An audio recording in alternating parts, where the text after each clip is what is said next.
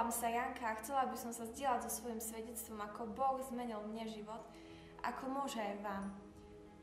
Ak by som mala jedným takým hlavným slovom pomenovať to, aký bol môj život predtým, než som spoznala, aký je Boh, tak by som to nazvala slovom opustenie, alebo skôr samota. Som mala asi 7 rokov, moji rodičia sa rozviedli a ja som mala so svojím ockom veľmi blízky vzťah, aj mám. Môj ocko mi bol vždy ako hrdinom a vždy sme mali k sebe blízko, ako malú ma nosil na stanovačky a to je pre mňa nádhernou spomienkou. No so svojou mamou som nemala takéto spomienky, ani si nepamätám na žiadne spomienky. A to zanechalo vo mne takú stopu, že som nemala blízko k svojej mame. Vlastne cítila som sa taká osamelá a opustená a kvôli tomu som vyhľadávala vlastne inú spoločnosť ako tú domácu a tú matkinu.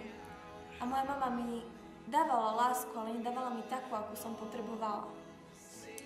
A keď som chodila k svojmu ockovi každý druhý týždeň, tak to boli úžasné časy, kedy ocko mi dával toľko lásky, akú som 2 týždne nedostávala. A pamätám si, ako sme sa s ockom modlili.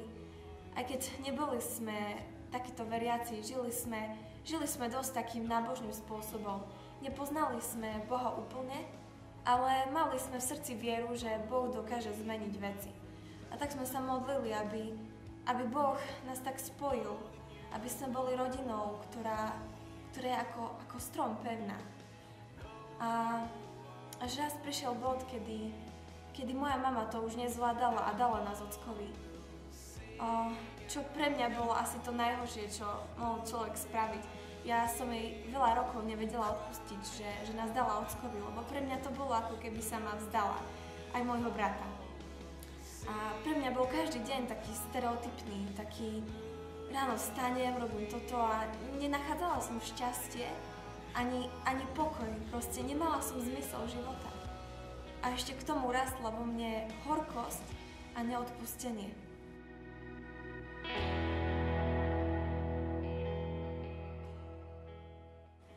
Takže môj ocko si našiel novú manželku, ktorá bola pre mňa novou mamkou a bola pre mňa takou novou oporou a novou silou vo veciach, ktorými som si prechádzala. A pozvala ma na taký kresťanský dorastový výlet, ktorý mi zmenil život.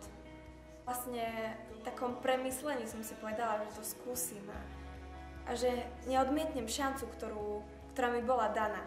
A tak som šla na tento kresťanský výlet s nádejou, že sa veci zmenia. A tam prišiel zlom, kedy boli chvály a ľudia chválili Boha a ja som si uvedomila, že Boh mi odpustí veci, ktoré som v živote spravila a dokáže zobrať ten kameň z môjho srdca a premeniť ho na radosť. Na radosť a pokoj a lásku, ktorú dokáže dať len On. A prišlo také odpustenie, že naozaj ma Boh miluje takú, aká som a nepotrebujem si to zaslúžiť, lebo On to vydobil na svojom kríži. A to bolo pre mňa taký úplný zlom, kedy som si uvedomila, že naozaj som hodná Jeho lásky, aj keď si to nemyslím. A tak vlastne, keď som odovzdala Bohu svoje srdce a činila pokánie za veci, ktoré neboli správne a za to, že som vlastne držala horkosť v svojom srdci, tak Boh to zobral a odstránil to do mora zabudnutia. Už nikdy mi to nedával pred oči a ukazoval mi, že aha, čo si spravila, proste odpustil mi to. Porovnať svoj život, aký bol predtým a ako je teraz, tak nikdy by som to nevymenila, pretože môj život teraz je plný radosti a robíme množstvo chýb. Môj život je príkladom toho, že Boh dokáže zmeniť kamenné srdce na mäsité srdce. Ako sa píše v Jeho slove, že ja dám vám srdce mäsité do vášho vnútra, tak presne to môžem pocítiť v svojom vnútri, že Boh vybral to kamenné srdce, ktoré som mala a tú bolesť zmenil na radosť. A Začala som Boha vnímať ako otca a ako najlepšieho priateľa. Že mu môžem vždy povedať všetko a môžem sa mu zdôveriť a môžem mu povedať naozaj, čo ma trápi v srdci.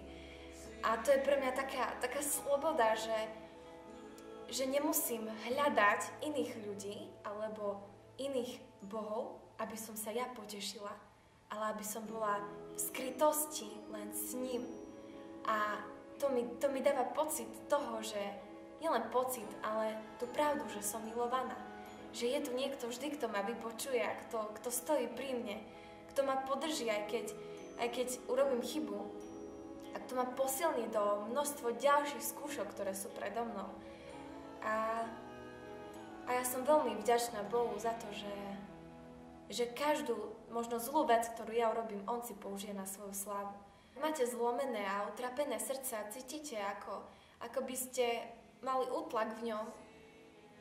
Ja viem, že Boh dokáže toto zmeniť, pretože som si tým sama prešla. Pretože moja viera je v tom, že Kristus dokáže utrpenie zmeniť na radosť. Že Kristus dokáže utrpenie vaše zmeniť na pokoj. A dať vám miesto toho utrpenia lásku a pocit, že ste milovaní.